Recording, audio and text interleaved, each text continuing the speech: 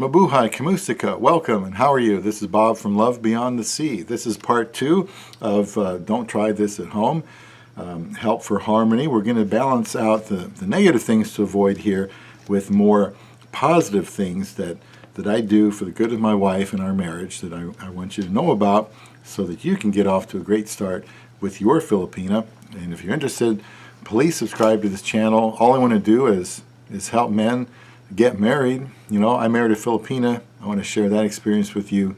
So hopefully you can have a good relationship too, because I just think marriage is the natural thing to do. It's what God created us, most people to do. And, you know, I just want to help people any way I can. So to balance this out, let's talk about some positive things. Interests. In order to better connect with my wife, I show a genuine interest in some videos she watches on Facebook, such as the ones that help with organizing space or cooking or just funny videos, and they have some good ones over there. I also have become interested in the political scene in the Philippines, and I try to follow it on my own so I can talk to her about it. Her home is in Davao City. President Duterte was the mayor there for a long time, so she always tells me about him, so I try to keep an eye on what's going on there with him. And even I can tell you that President Duterte did not call former USA President Obama a bad name. I remember reading that quote, and I thought, well, I bet somebody's going to take this out of context because they don't understand him. In fact, not just that, but the way he said it, it was like an expletive that you would punctuate something with. I never thought he was directing that and calling Obama a name. I don't think there was any reason to do that.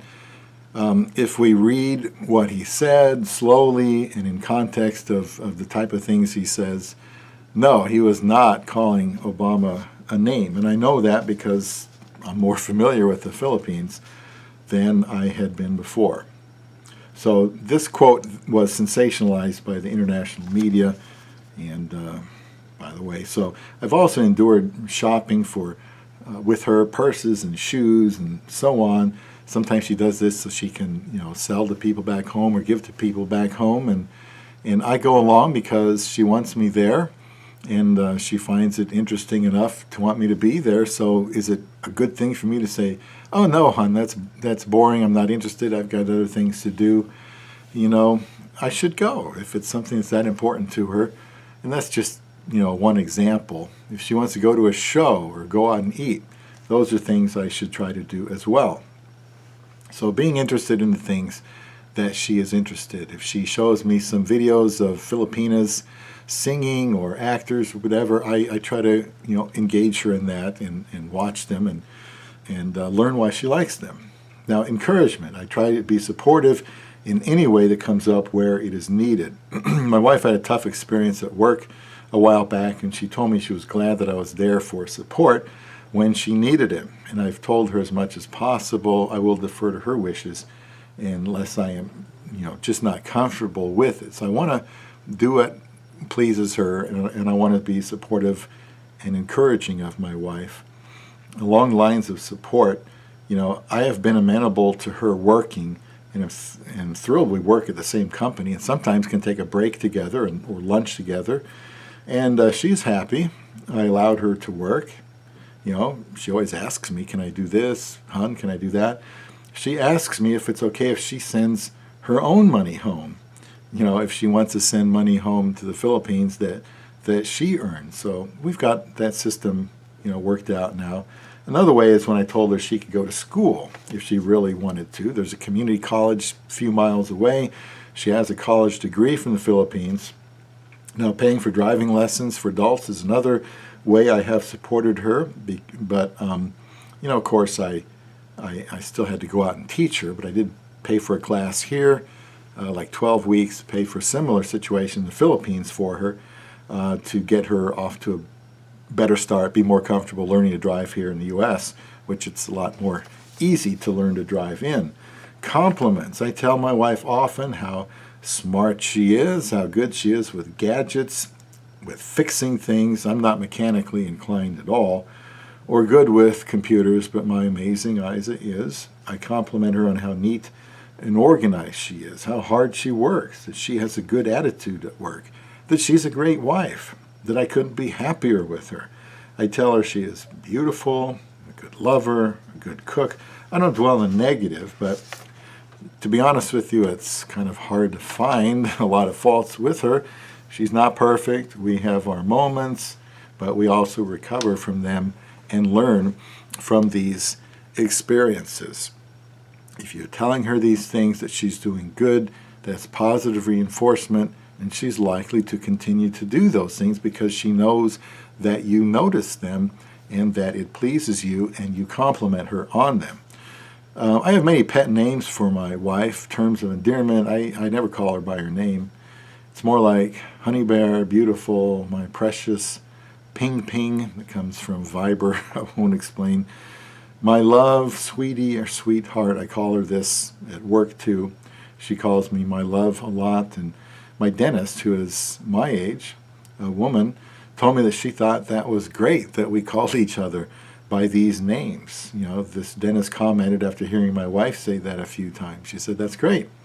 It can get me in trouble sometimes, though. On Viber, sometimes I talk to somebody else. Sometimes it's a coworker. And there are times when I forget that I'm not on my wife's Viber anymore, and I think I am, but it's somebody else. The other day I said something like, Honey Bear, please make scrambled eggs for dinner tonight. I love you. And the response was, I prefer my eggs sunny side up. And I sent it to a coworker by mistake. It's not the first time I've done that. So sometimes it can be a little embarrassing if I send that note to the wrong person. So priorities. Prioritizing my wife could be listed above all these, but they are in no particular order. I tell her that her needs come before mine, and so do her interests and her wants. As her husband, I am to love her by giving up my life for her, according to Ephesians 5. And working on doing this hasn't cost me anything. She's my very best friend, and she should be able to tell anyone she knows that she believes that I am number one to her. The Bible talks about losing your life and finding it. Yes, there's probably been guys that said, well, I did everything for my wife, I put her first, and she utterly rejected me. Well, I hope that's not exactly, the case, unless, somebody marries the wrong person that they don't have much of a chance with. But if you marry somebody that wants to be married to you, wants to make a go of it, then putting her first is not going to cost you anything. You're going to have a much more rich, fulfilling, satisfying, wonderful life by being the servant leader of your wife than you will insisting on, going your own way or having things your own way or living like you were when you were single.